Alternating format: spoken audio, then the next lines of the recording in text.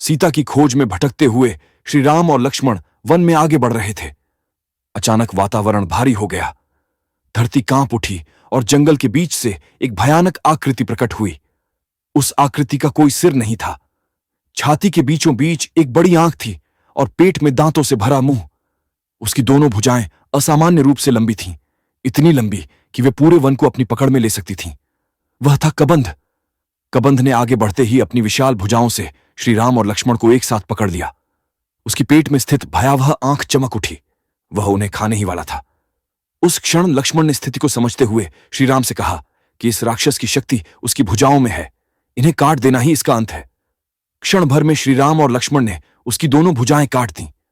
भुजाएं कटते ही कबंध धरती पर गिर पड़ा। धरती पर पड़े कबंध ने श्री राम की ओर देखा और कहा, हे राम, आज तुमने मुझे मुक्त कर दिया।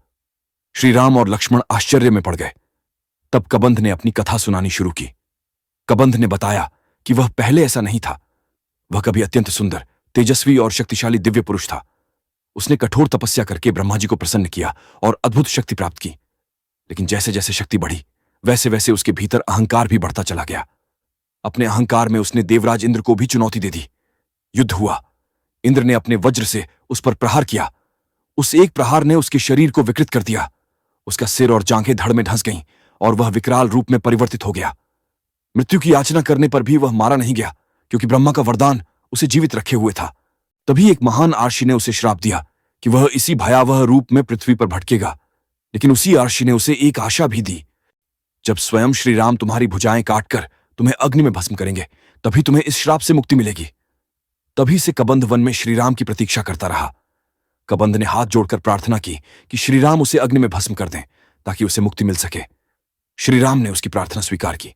श्री राम ने कबंध को अग्नि में भस्म किया। अग्नि से एक दिव्य तेजस्वी रूप प्रकट हुआ और वह स्वर्ग की ओर उठने लगा। जाते जाते उसने श्री राम से कहा कि सीता की खोज में उन्हें सुग्रीव नामक वानर राज से मित्रता करनी चाहिए। उन्हें सीता तक पहुंचने का मार्ग दिखाएगा। यह कहकर वह दिव्य रूप स्वर्ग की ओर चला गया। कबंध की कथा यहीं समाप्त नहीं होती।